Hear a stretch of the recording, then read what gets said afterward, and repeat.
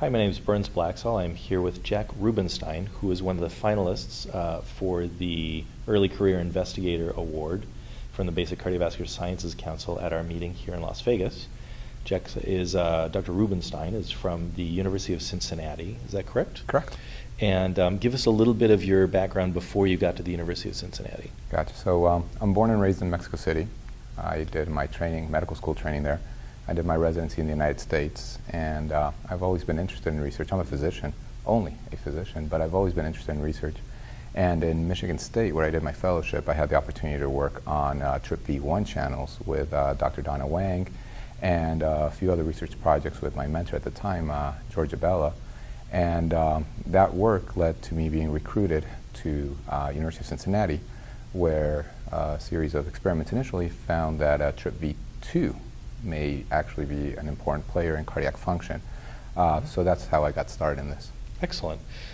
Just for education for our viewers, could you tell them a little bit about what TRPV2 is and why we should be interested? Absolutely, absolutely. So the TRP channels are a family of channels that are ubiquitous throughout the mammalian species, and they've been mostly studied in the neuro and the nephrology literature. Some research in the last 3, 4, 5 years has focused our attention on TRP channels and cardiovascular function. TRPC has gotten most of the play and family members from the TRPC. TRPV is the vanilloid subtype. All of these channels are mostly calcium channels, so they are not selective calcium channels. There are also channels for other ions. And the TRPV channel specifically has been studied in pain mediation and temperature mediation as well. Okay.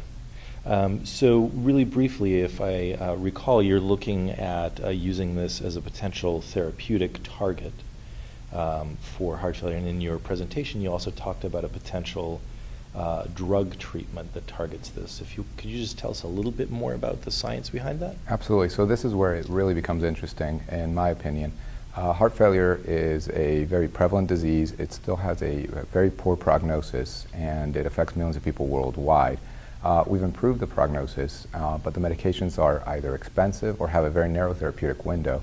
The current drugs that are available are also potentially toxic. So this leads clinicians to very difficult situations where a person is in heart failure, and we know that by administering certain drugs, we may be improving their function, but at the same time harming the heart muscle itself.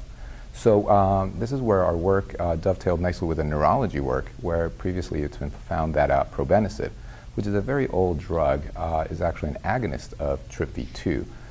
So this sets the bar lower for us in the sense of translating this to the bedside, as a lot of potentially great ideas get hampered by translating to the bedside when unknown effects are found.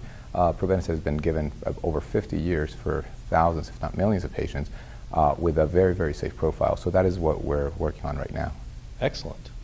Well, thank you very much again. Jack Rubenstein, University of Cincinnati, one of our finalists for the BCVS Early Career Award. Thank you very much for your time, Jack. Thank you, sir. Appreciate it.